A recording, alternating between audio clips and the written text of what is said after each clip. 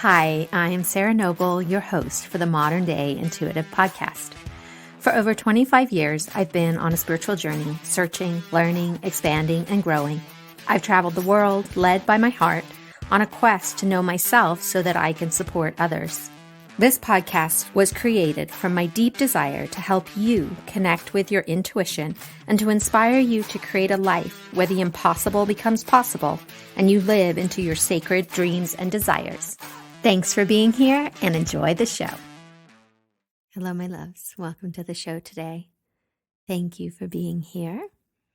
And I wanted to start by sharing I have created a new quiz, and it's called Discover Your Primal Intuitive Power.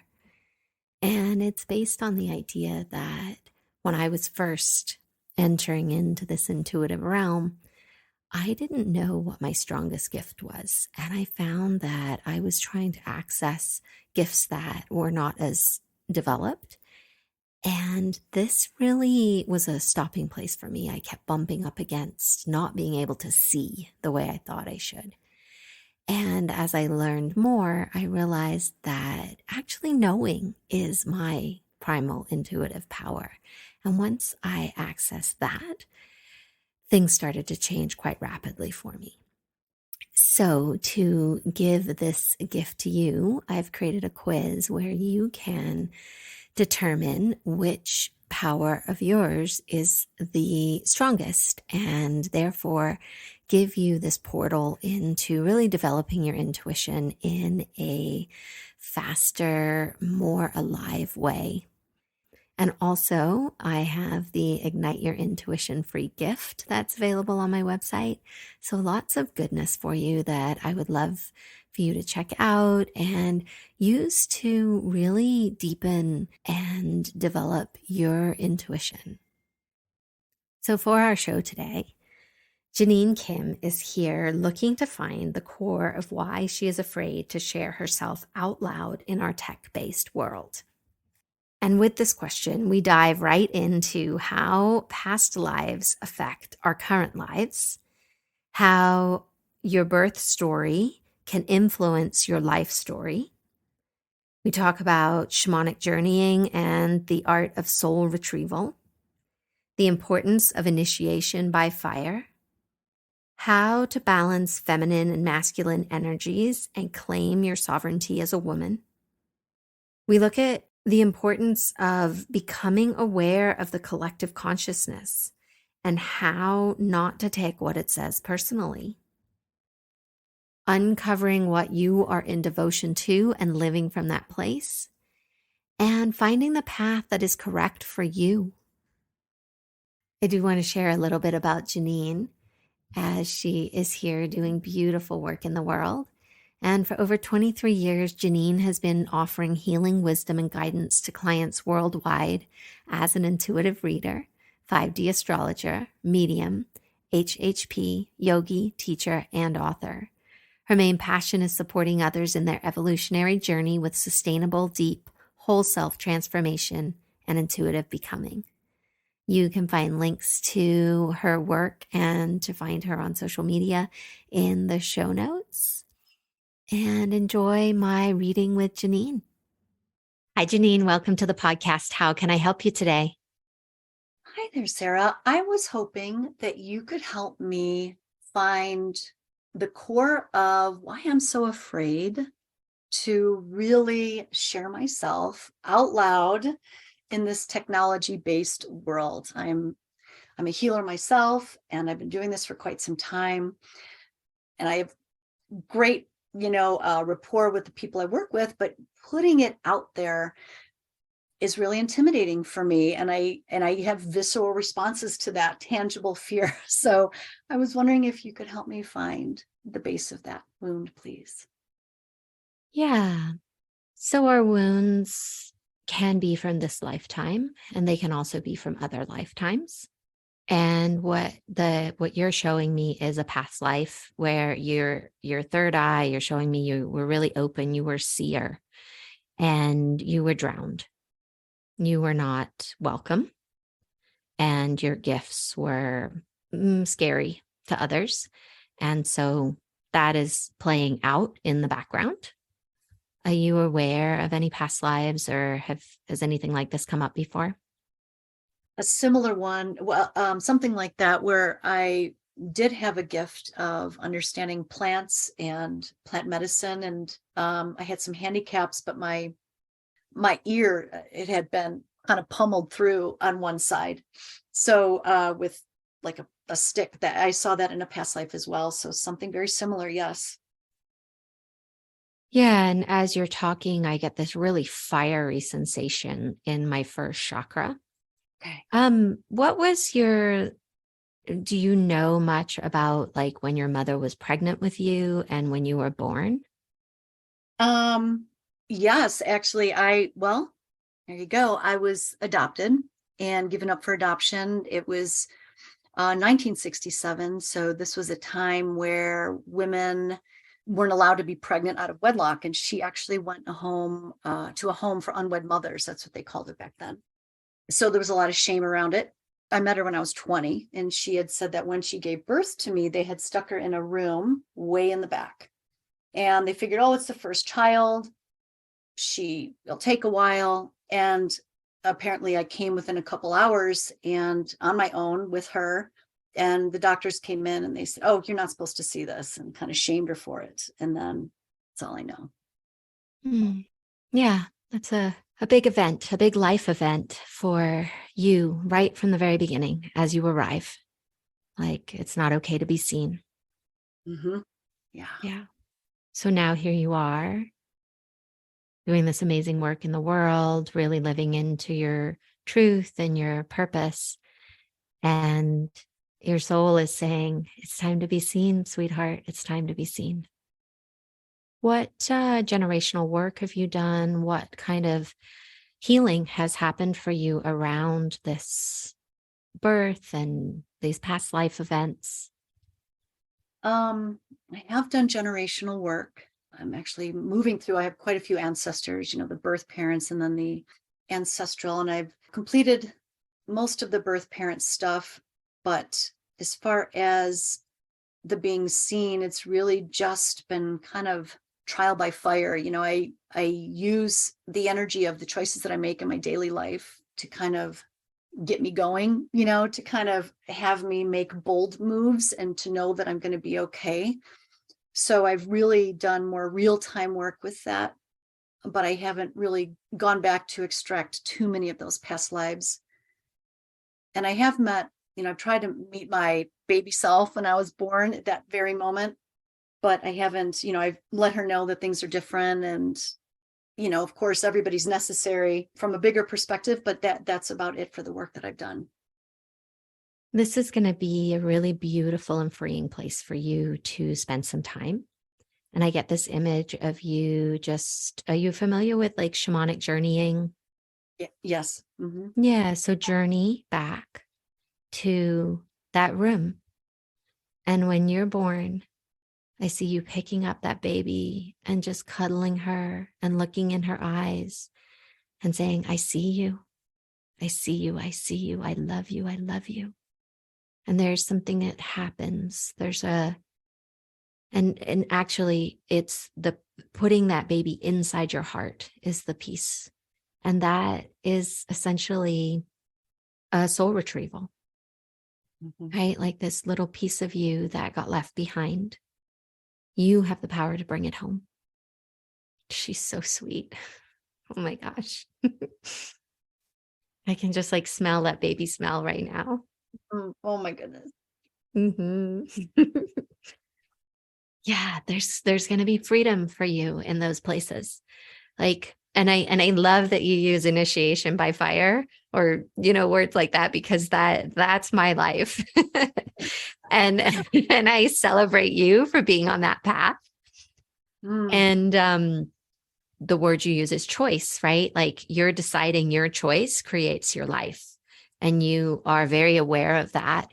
And it sounds like you are showing up for the choice, no matter how spicy it is, how sensational it feels. You're like, this is what I'm here to do, and I'm doing it. Yeah.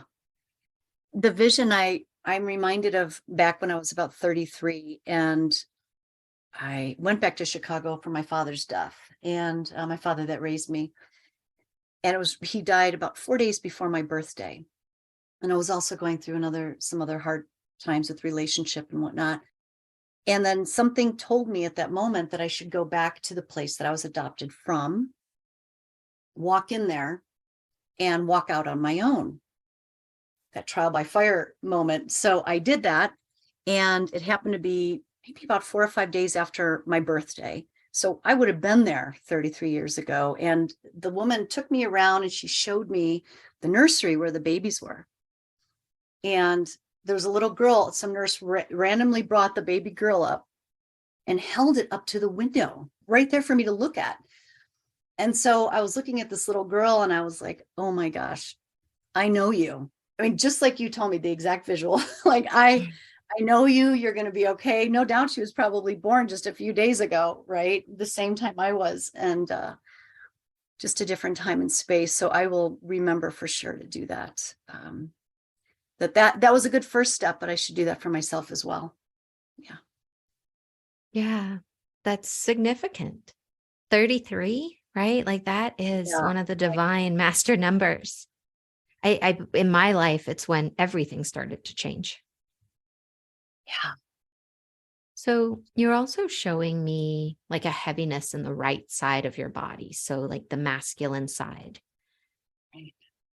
What's your relationship with the feminine and the masculine, the sacred feminine and the sacred masculine? I feel like I probably live in the sacred components of both of those more so. And the more everyday masculine and feminine is really where I've been doing a lot of my work. I have 9 younger brothers. I'm the only girl. I have 2 fathers, 2 sons.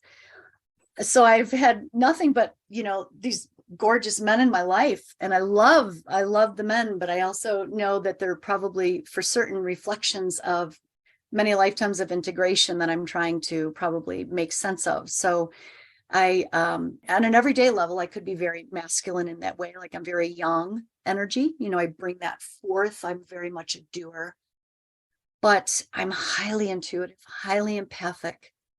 And that is the driving force of my existence now more than ever. I've had to walk into that. I've had to really let myself be there with it. But there's a part of me that feels like the way that I get accepted most is that doer instead of that beer on the everyday masculine feminine side of me. So I'm still working on that masculine. And my right side, by the way, is where I carry all that weight and tension for sure. Mm-hmm. Yeah, what it feels like is you're getting sucked down by that. So this is also going to play a part in taking things to the next level, is Right. freeing yourself.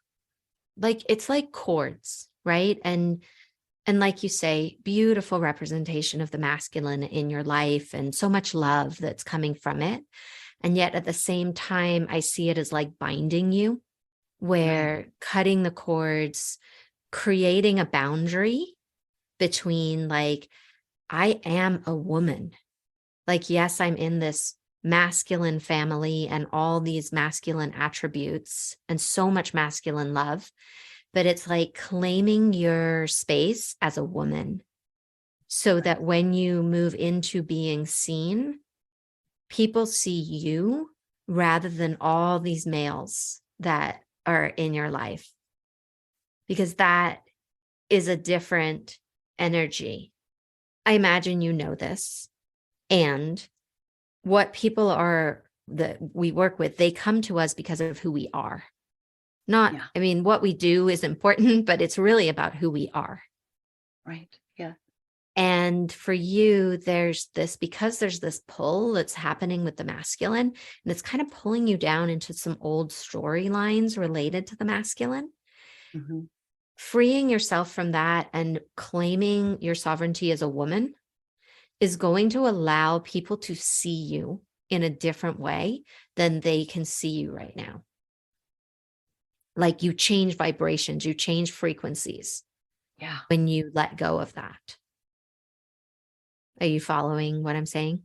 Totally following what you're saying. Absolutely. I get it. And as you're speaking this, what I'm feeling is a lot of that feminine wound that was really, even my mother, my biological mother, how she was really not allowed to keep the baby. Her father made the mind up, meaning me, um, for both of them, made the decision, and just even raised by a woman that wasn't, she ruled the roost, but she wasn't taken seriously. So there's a lot of anger there, tons of anger about being a woman. And then of course those past lives as well. When you have this gift, how do you, that is such a feminine quality. It's important that I redecide what that means in my life, how that could be in a different way in the world. I feel it like specifically kind of grabbing you around the lower ribs on the right side. It's like a big hand that says, no, you stay over here. This is where you belong. But it's an authoritative, like it's not a loving feeling. And what happens is, right, the patriarchy, the collective, it comes through men. It's not always who they are, but it can access them, just like, so that's the masculine side of the collective. And then the feminine side of the collective comes through women and grabs them. And then we start acting in all kind of crazy ways that aren't the truth of us. So Right. it happens to both sides. Yeah. And it's holding you, like it's got this big grasp on you, and it's coming through all these men in your life in different ways. And it's like it's holding you back. Like, no, don't go out there and be too big. That's not okay. So working with some practices and becoming really aware of that happening and giving yourself, claiming your space, not allowing that to come in and choose for you, right? Like you're standing there ready to do whatever you want to do on social media or create a video or speak or step into the world bigger. And then you're going to hear voices. You're telling you, no, you don't know what you're doing. What is happening? Like, you can't do this. You're not good enough. And like, just know that that's this big hand. That's not the truth of you. None of that is real. That's Right. just the shared thoughts that have just come in a little too close to you today. So what are Wow. you And making with all of this? Yeah. right under my rib cage is, not kidding, exactly where it's been pulling up my hips for the longest time, right on that right side, and it's throwing off my whole lower back. So that's been calling me for a while, for sure. I'm not quite sure how to be with that. The first thing that comes up is the caretaking, almost like, what about that role of, feels very ancient, like an ancient role of just that promise to be there, to nourish, to nurture, to take care, that devotional piece that I kind of buy into on that feminine side as well. Because I'm a server by nature, and I love to care. It's just kind of how I'm programmed. I'm a healer, I mean, that's what you do. But it feels like very subtle energy that I have to work with and unwind it, almost like for every single masculine that I'm sensing in my life. That's a lot. Yeah. And you don't have to do it all at once, Right. right? Like just a little by little by little, like a knot. Like you just see this little knot and it's like, oh, I'll just pick at this a little bit here and a little bit there and just kind of ease it open. You don't have to go in and like explode the knot all at once. Right. Which I would probably love to do, but And you know what? If you would love to do it, do it. no, There's no right or wrong. there isn't, but there is something to just taking your time that really makes it last a whole lot longer, right? Well, there is that, right? It's important to talk about that. Like we can kind of make a project of everything and of ourselves and every little thing. And we're this project that needs to constantly be worked on and fixed. Or we can just decide to put it all down and be done. Right. Cross the threshold and be who we came here to be. Right. Like there's many different paths. at this point, it feels pretty energetic on some of those. I mean, there's, I do have younger children and my husband, and then, but all the other masculine in my life, it feels very like I've kind of really whittled my way through the fear of standing out, but it feels very subtle and nuanced and pretty deep. So undoing those knots is definitely a great next step. Yeah, and what's coming back in is that word devotion, right? And this beautiful part of you that is a caretaker, that does love to nurture and to nourish. And inside of every archetype, there is a light side and there's a shadow side. Exactly. And the light side is doing all those things in service to life, in service to you, in service to others, in a very healthy, conscious way. And then the shadow side is when we're run by our unconscious programs and we're doing it because we think if we don't, that no one will love us. Mm-hmm. Yeah. So it's getting really clear on where is your devotion coming from? What's the source? What's fueling it? Right. I have always had issue with if I'm not doing something, then, even if it's just the dishes, like unloading the dishwasher or something simple.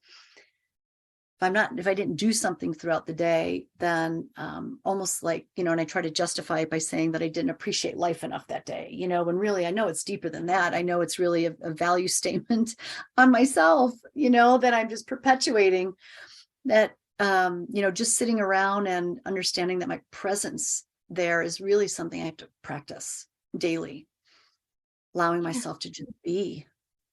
Yeah, like you are enough. End of Mhm. sentence.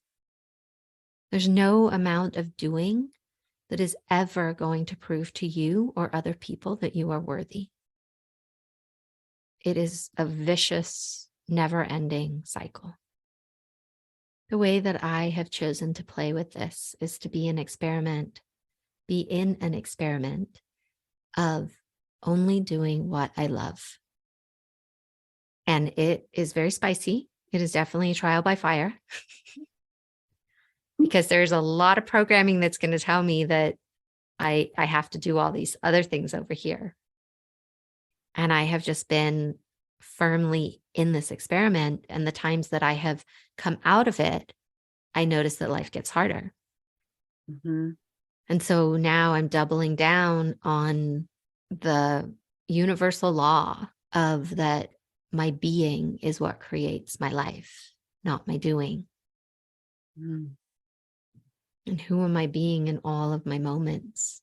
Not just the moments that I like, but also the moments that are uncomfortable, the moments that feel really challenging and feel like, gosh, I just want to scream and shout right now. It's like, who am I being in that moment? So really practicing and choosing my sense of value, activating that in every moment, doing what I love. I've come so far with that. Oh my goodness. What I do now compared to what I used to do, where I live compared to where I used to live, who I have in my life.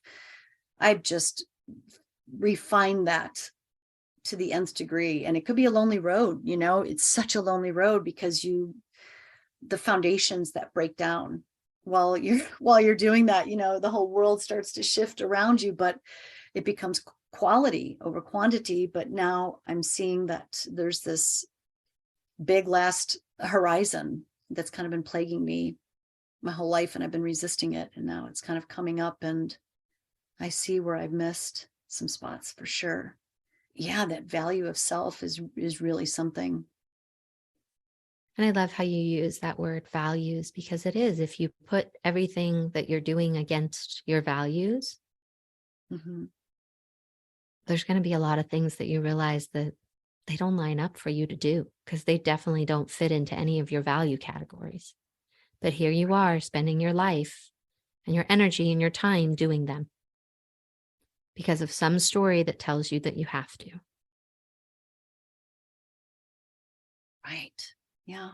So true. So you really see that, because I'm so resistant to it, I just want to make sure um, that that I have to kind of come out and do the technology thing.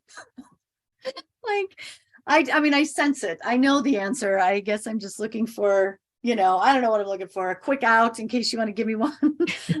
But I just want to make sure like this is, I know I got to kind of get up and out, right? Like that is a wound that I gotta walk through that. Right. Well, here is my take on it. Okay. You don't have to do anything you don't want to do.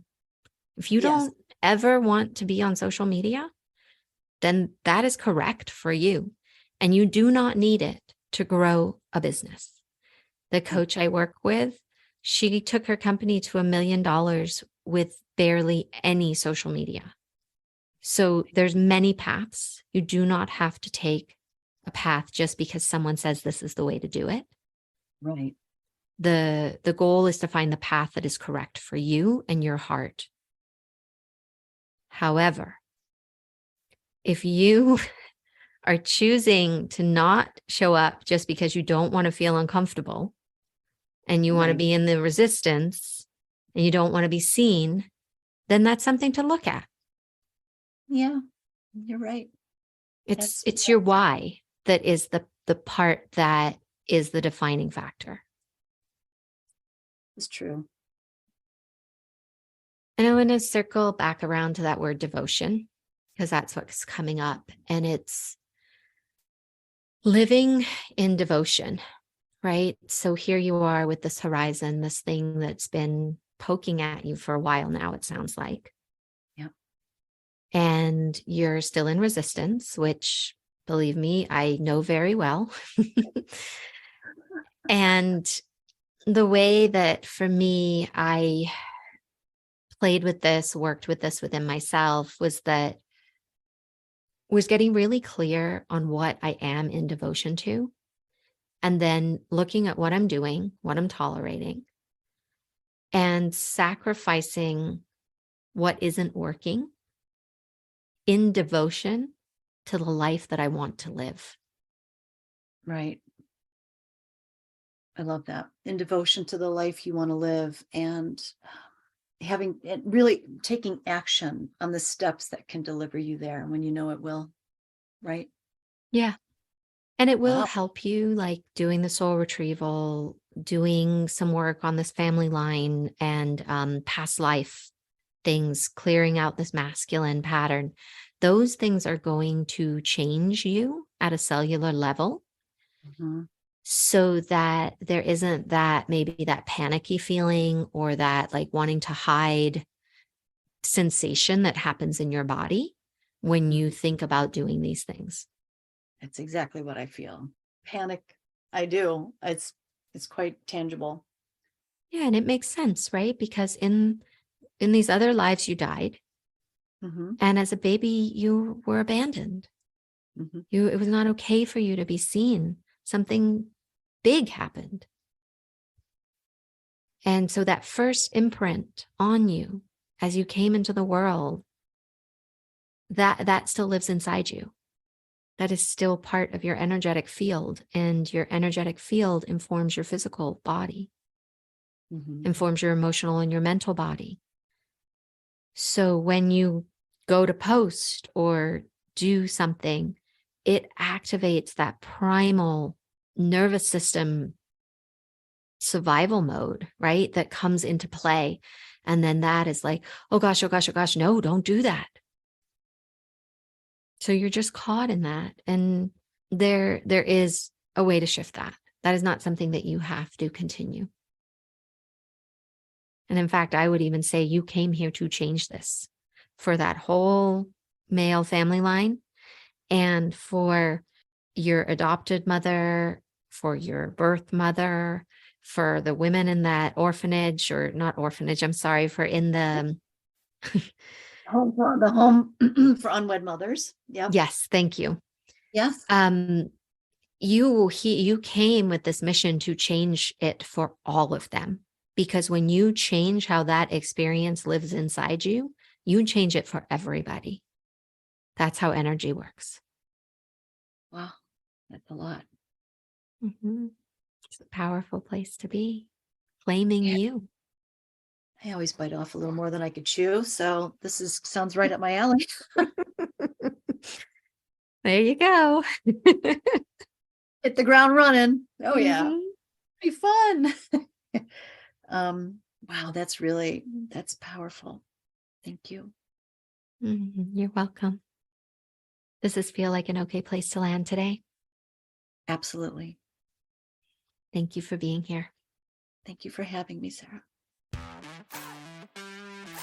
Thank you for being here today and making your personal and spiritual growth a priority in your life. To learn more about connecting with your dreams and your intuition so that you can create a life full of possibilities, visit me at www.sarahnoble.com and see how we can create magic together. A big thank you from my heart to yours for making the planet a better place for us all.